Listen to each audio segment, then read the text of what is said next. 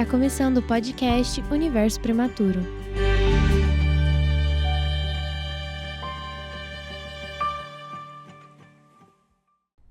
Olá, iniciaremos aqui o nosso 22ª conversa com o Universo Prematuro, né, com a participação de uma professora que vai nos trazer aqui uma vertente da promoção da saúde e educação, né, professora Marisa? Sim. E vamos pedir então para a Luciana se apresentar. Luciana, fala para a gente, conta um pouquinho quem é você, o que você traz hoje para nós.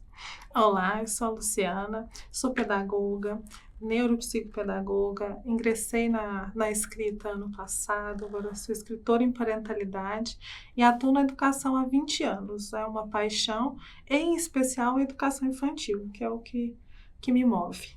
Olha, que bacana.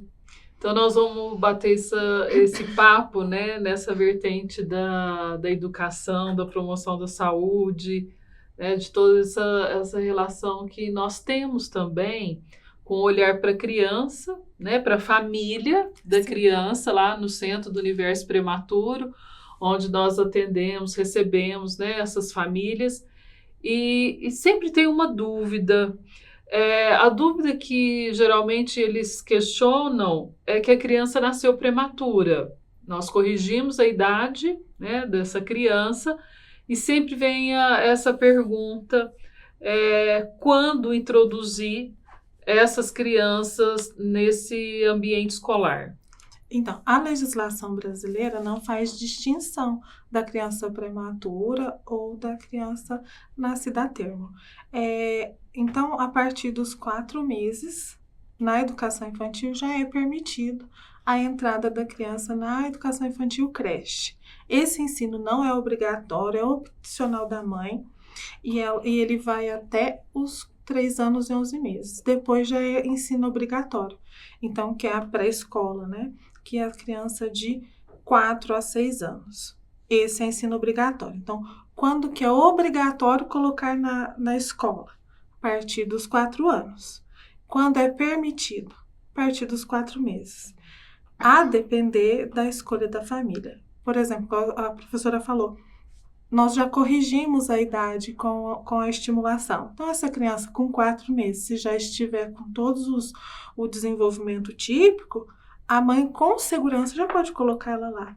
E se não, a minha recomendação com 14 anos de experiência em creche e tudo mais, é que seja colocado o quanto antes num ambiente de socialização. Porque quando nasce uma criança, geralmente a mãe já fica muito tensa, tudo da criança que nasceu no período correto. E a criança prematura tem um cuidado, uma coisa maior. Então, ela inserida nesse ambiente, ela consegue desenvolver uma autonomia com muito mais velocidade do que se ela tivesse ficado só no ambiente familiar.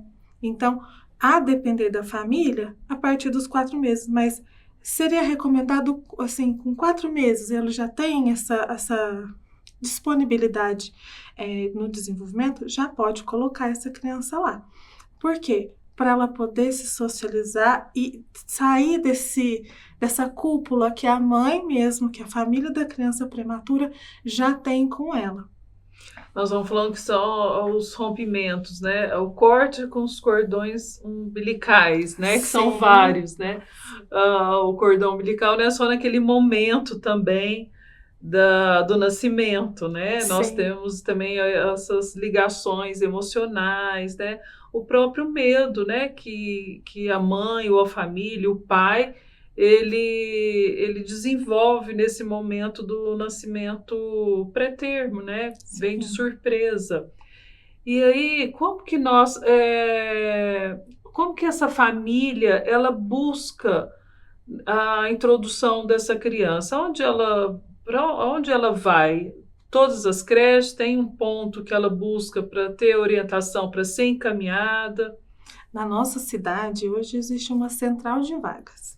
Então, tem um número de WhatsApp que você pode fazer isso da sua casa ou se dirigir à Secretaria de Educação, que lá eles também vão te explicar. Por que que é mais fácil comparecer na secretaria? Porque tem uma equipe que vai fazer esse direcionamento e te orientar. Por exemplo, eu posso colocar meu filho aonde eu quiser na cidade. Não só geolocalizado próximo da minha casa, posso colocar próximo do meu trabalho ou dentro das possibilidades que eu tenho, que eu entendo que aquela creche me atende melhor. Então, a mãe se dirige à Secretaria de Educação, portando todos os documentos pessoais da criança, e ali ela já efetua a matrícula. Não tem data. Meu filho completou 4 meses hoje, eu posso ir na Secretaria de Educação e garantir esse atendimento. Ele é obrigatório. Todas as mães têm direito, todas as crianças têm direito ao atendimento à creche, porque por muito tempo a educação infantil foi um suplemento, uma ajuda para a mãe que trabalhava.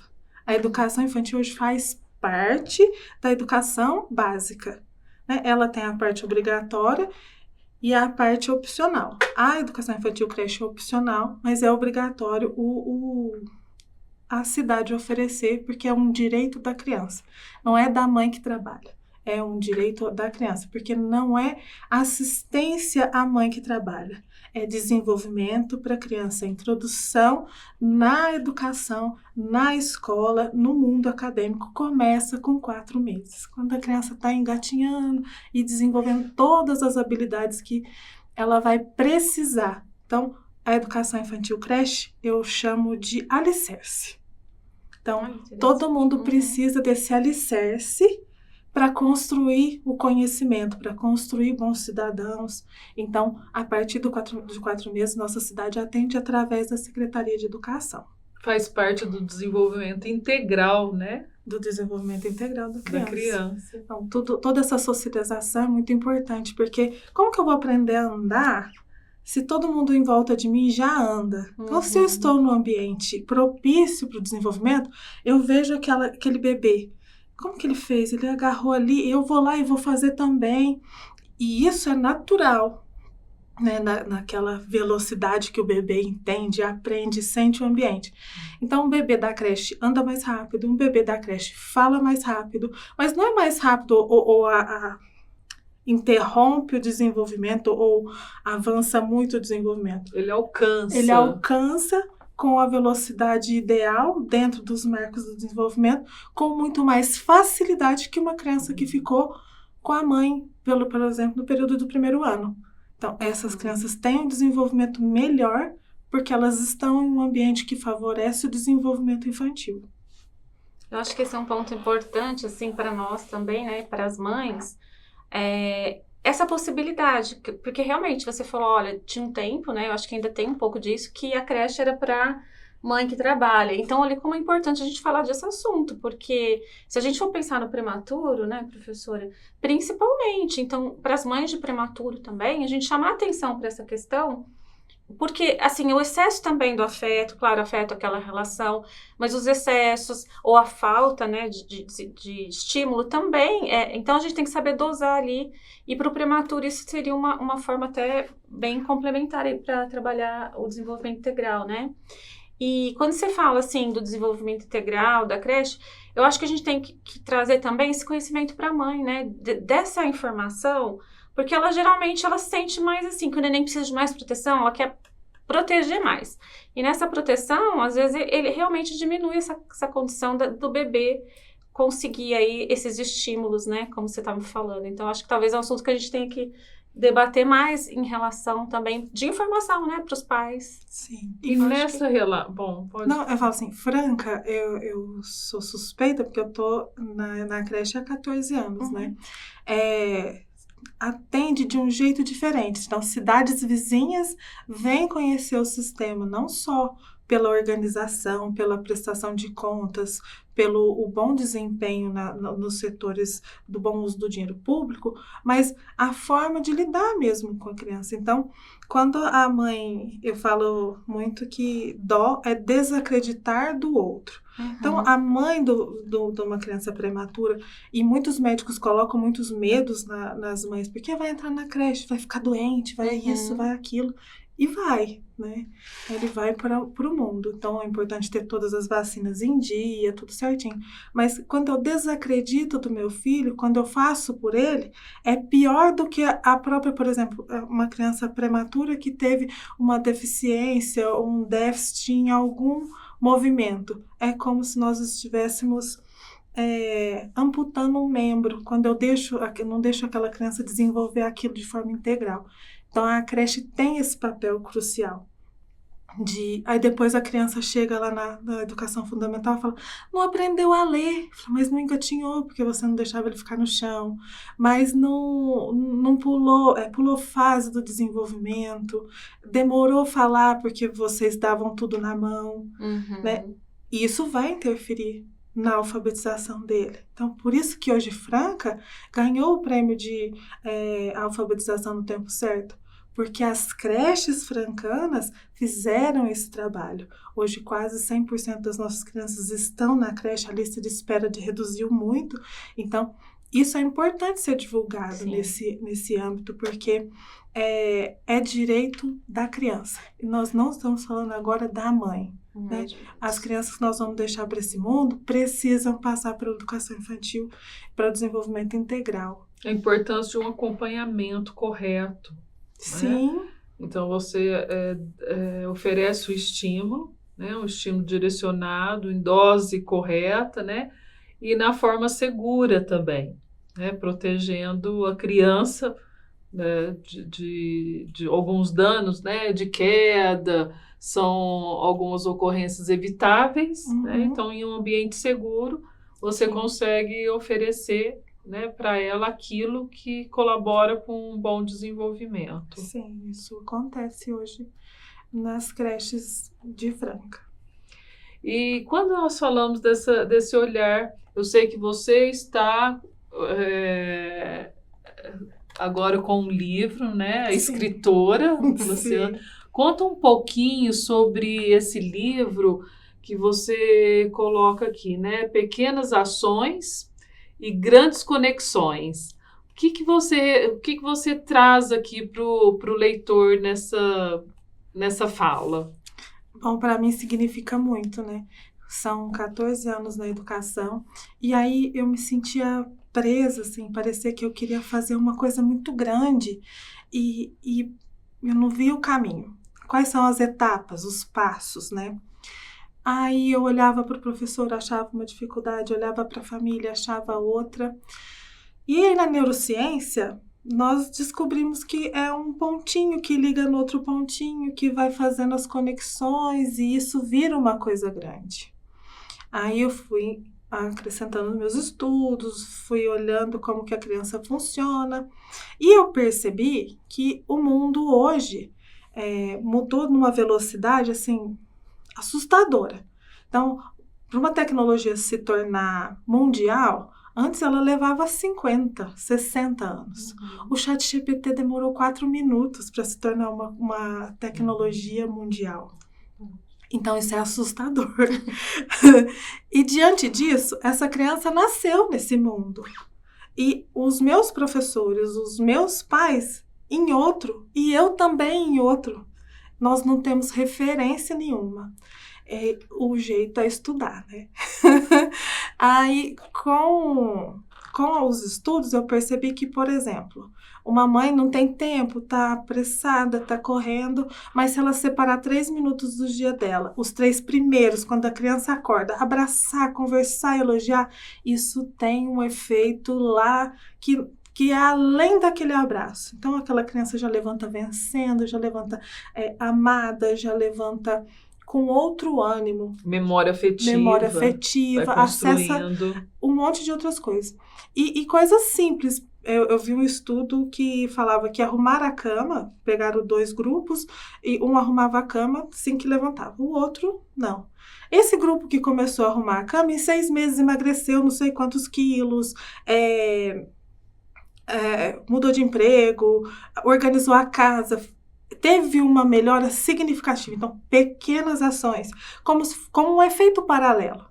Então, aqui eu proponho alguns efeitos paralelos que essa vida corrida, que essa tecnologia, que é fantástico, que nós temos que usar sim, nos distanciou das pessoas que a gente ama e nós não estamos podendo desenvolver as crianças da forma adequada.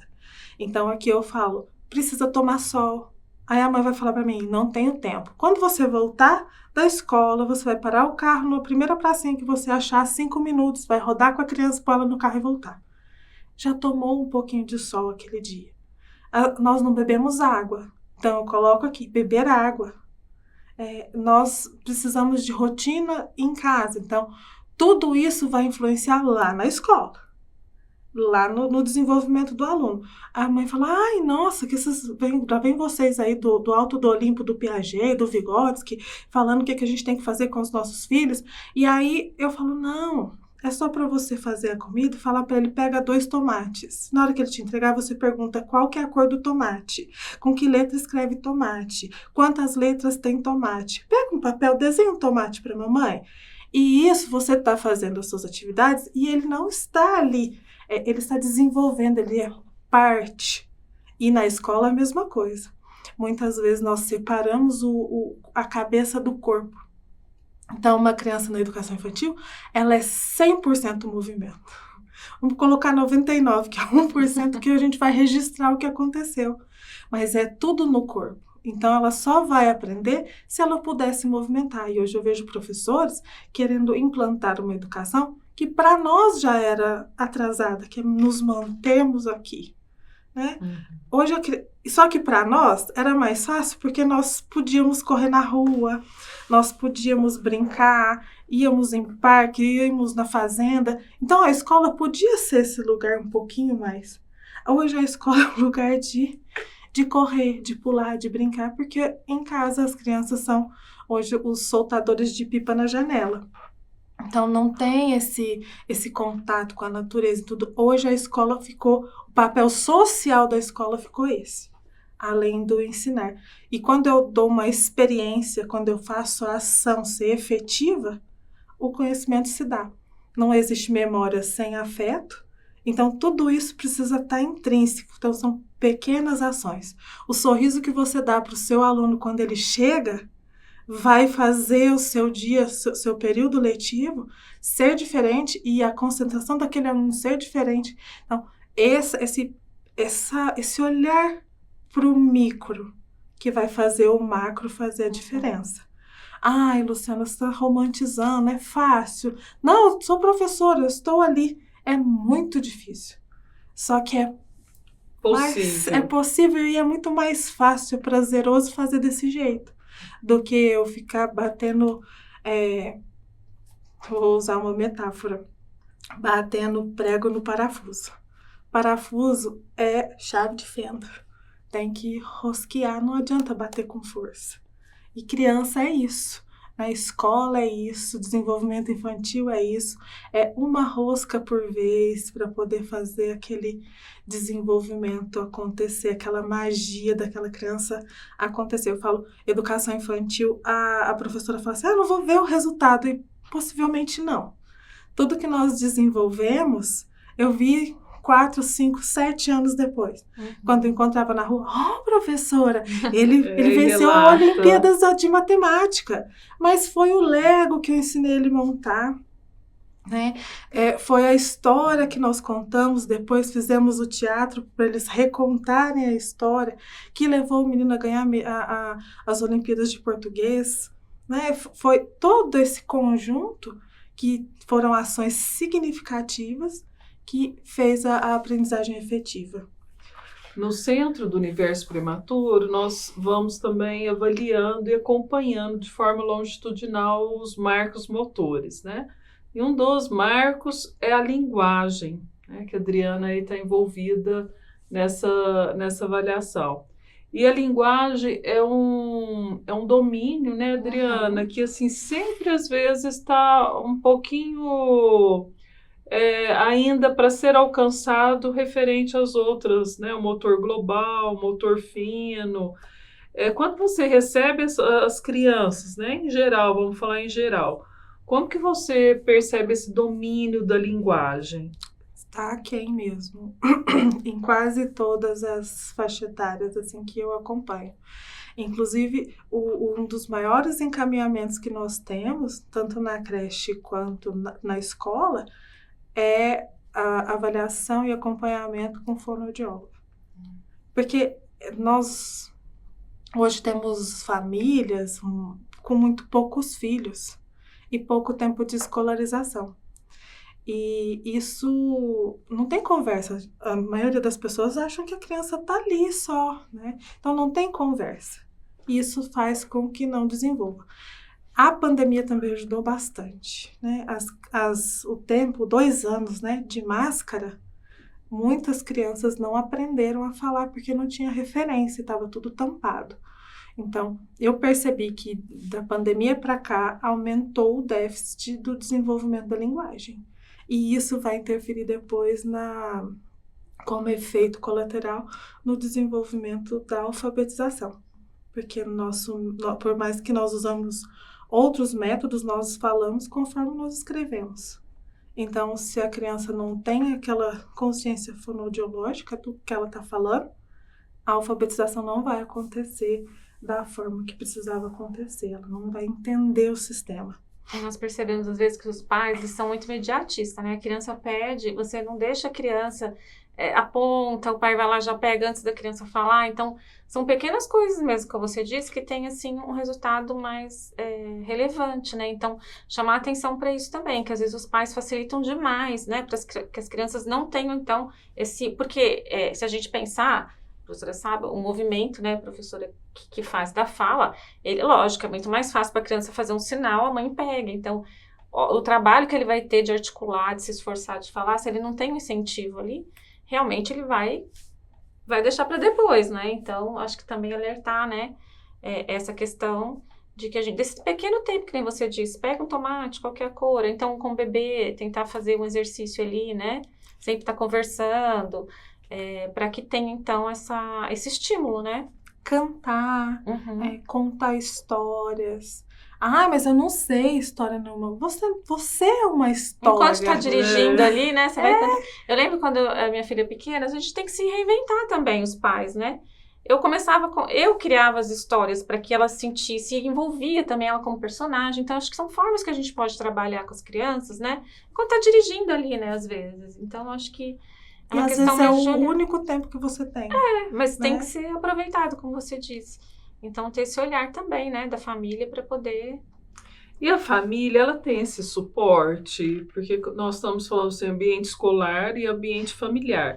Como que é essa integração? Como que você vivencia essa integração nessas relações escola e família? Muitas vezes o que não deveria acontecer é a rivalidade, né? A professora falando, isso não é meu! E a mãe falando, toma que é seu! ou vice-versa, né? Eu não vou ensinar esse menino essa lição de casa aqui, que nem eu sei fazer. Por que essa professora manda isso aqui? É a função dela ensinar isso. E aí chega o menino na escola falando palavrão, ou um desenvolvimento... moral e ético diferente, né, dos outros. Mas isso aqui eu não vou ensinar porque é parte da família. Então, ao invés de rixa, de briga, de rivalidade, isso deveria ser parceria, né? Eu poder chegar para um pai e falar assim, pai, vamos mudar, adequar isso aqui? Sua criança está apresentando comportamento violento. Está acontecendo alguma coisa? Onde eu posso te ajudar? E a mesma coisa a família. Eu percebi, porque aí na família vem em tom de ameaça, né? Você não está ensinando a minha filha direito, eu vou tomar as providências, né? E às vezes não é o conjunto. Então, quando cada um ocupar o seu espaço, efetivamente, em prol das crianças e não de se livrar da culpa, a gente brinca, a culpa é minha, eu ponho quem eu quiser, né? Meu filho é assim, a culpa é da professora. Não, esse aluno é assim, a culpa é da família. Mas ninguém assume e essa criança fica nesse meio, nesse limbo. Essa relação deveria ser um pouco mais harmônica. A família entender que esse filho é dela para sempre e a professora entender que essa criança vai viver em sociedade para sempre, inclusive com os seus. Tem um ditado africano que fala que precisa de uma tribo inteira para cuidar de uma única criança. Quando eu escutei isso, eu tinha acabado de ter minha filha, eu pensava que a minha responsabilidade era só com ela. Aí eu pensei, não, quem vai viver com ela? Eu tenho que cuidar dessas pessoas que vão conviver com ela também. Então, a minha responsabilidade enquanto ser humano é com todas as crianças da nossa tribo. Então, o quanto eu puder lutar dentro do Conselho Municipal de Educação por uma educação melhor, enquanto coordenadora de creche por uma educação melhor, por um desenvolvimento mais saudável, por professores mais centrados, pela saúde mental dos professores, que isso influencia diretamente na aprendizagem do aluno. Enquanto professora, melhorar a minha postura para ser exemplo para as outras professoras e famílias, essa é uma missão que nós temos que nos pontuar. Então, eu sou mãe da Maria, eu sou mãe do João, eu sou mãe da Rita. Só que nós três temos que cuidar dos três. Né? Eu não sou mãe de ninguém, mas você vive em sociedade, isso pode interferir na sua aposentadoria depois. É pensar nesse grau, o quanto que isso interfere em nós, né? Fala, não, é o filho do outro. Sair do eu e entrar no coletivo. Isso. Né? E ser um pouco justa, né? Quantas vezes nós vamos no mercado, a mãe tá sofrendo com aquela criança, dando birra, e nós passamos e olhamos e falamos assim, não sabe educar. E não é isso, né? É compreender as fases do desenvolvimento. Criança de 2 anos dá birra. E tá ok, agora tem que conduzir essa birra e tudo mais. Mas não escandalizar, falar que aquela criança, por causa daquele episódio, ela é mal educada. Né? Ou a mãe não sabe educar. E aí ela acaba cometendo erros pelo julgamento dos outros. Então, esse amor entre escola e família, parar de julgar e entender cada um, vamos junto? Juntar forças, né? Juntar forças. É o que vai dar o diferencial na educação da criança, no desenvolvimento e tudo mais. Isso é muito importante. Isso é professor assim, né? Isso é muito importante. Eu acho que é compartilhar as responsabilidades. Sim. Né? Lá no Centro do Universo Prematuro, nós atendemos o eixo família e o eixo criança, né? Cuidamos de quem cuida, né? Para o desenvolvimento harmonioso, né? Aquele olhar harmonioso no coletivo. Esse cuidar de quem cuida é fundamental na minha visão, porque nenhuma terapia que vocês propuserem lá dentro vai ter efetividade se não tem esse amparo. Uma prima minha, ela é nutricionista, ela falou assim, Luciana, ele faz tudo aqui, ele come, ele desenvolveu, e em casa não. É porque não teve o amparo da família, dessa mãe, essa instrução de como que muda a rotina, porque muita gente chega meio pondo o dedo, discriminando. Não, vamos começar de pequeno. O que dá para fazer hoje? Hoje dá para abraçar. E por um tempo vai ser só isso que dá. Né? E parar de rotular. Né? Criança não é, criança está. Nós também. Né? O tempo todo. Então, isso vai ajudar muitas famílias a se livrar desse peso, dessa culpa que não é dela. Que é só um trabalho difícil, mas também bonito, prazeroso, que dá para ser feito, que dá para acompanhar aquela criança, dá para fazer. Dá para curtir junto, dá para curtir as relações, né, do desenvolvimento, do que vai ganhando, né, das alterações psicológicas, físicas, né? Sim. Ela é o desenvolvimento. Mas eu acho que ela traz também uma vertente aqui da educação muito aproximada com a promoção da saúde, né, professor, do que a gente está falando. Como a educação e a saúde, né, elas têm que estão ali juntas, porque se você, como você falou, vem uma mãe, tá com birra, o outro vem e julga. Quando a gente deixa de julgar e pensa na saúde mental de uma mãe, na saúde de uma criança, do desenvolvimento, da educação, do que implica, da saúde do professor, das consequências para a saúde da criança, dessa relação quando ela entra em conflito, né? Então, olha quantas coisas a gente precisa pensar de uma forma, assim, grande, de grandes conexões mesmo, né? Mas de pequenas ações, né? Acho que o seu livro traz muito bem essa questão, né? E já vai para um lado que a gente já pode pensar, né, na saúde ali muito ligada à educação, né? Que hoje eu acho que precisa ter esse olhar mais profundo, né? Pensar fora da caixa e ver o todo, né? Eu acho que ela traz muito bem isso. Inclusive, foi tema da última reunião do Conselho Municipal de Educação, né? O quanto que nós podemos ganhar se a Secretaria Municipal de Educação se aliar aos mecanismos da saúde, né?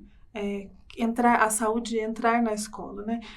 Se aliar à universidade, se aliar aonde tem o conhecimento, aonde tem a vontade, aonde tem a possibilidade, né? E isso vai fazer com que a gente ganhe muito, porque da mesma forma existe assim, a fono não ensinou, eu não vou fazer, a professora. Cada um tem seu papel, sim, mas ele é complemento. Sim. Pode ser compartilhado, né? Sim. O trabalho intersetorial é algo muito rico, né? É um exercício, mas é muito rico. Sim. E quem ganha é a população, né? Exatamente. Verdade. Nós estamos chegando ao final e gostaríamos, né, Adriana, que ela deixasse um recadinho aqui para os nossos ouvintes. O que eu quero deixar, que eu sempre, por onde eu passo, eu quero falar é a criança é de todo mundo, cuidar de si é cuidar do outro, e nós somos, nossos filhos, as futuras gerações serão o que nós somos. Melhoradinho, mas é o que nós damos para eles, são as ferramentas que eles têm. Então, cuidar da criança é mudar a história do mundo. Isso aí. Nós deixamos também, né? Então, aqui a todos, né? Mais uma vez aqui, o livro da professora Luciana, para quem quiser saber um pouco mais sobre as questões aqui. E a professora quer acrescentar mais algo? Não, hoje Então, nós estamos aqui no núcleo, né, de comunicação e design, né, da universidade. E temos que agradecer, né, muito. Mais uma vez aqui juntas, né, nesse bate-papo. Então, nós agradecemos ao núcleo, né, de comunicação e design. E o Universo Prematuro encerra aqui, então, essa conversa e nos aguarde para uma próxima conversa. Até logo! Esse foi o podcast Universo Prematuro.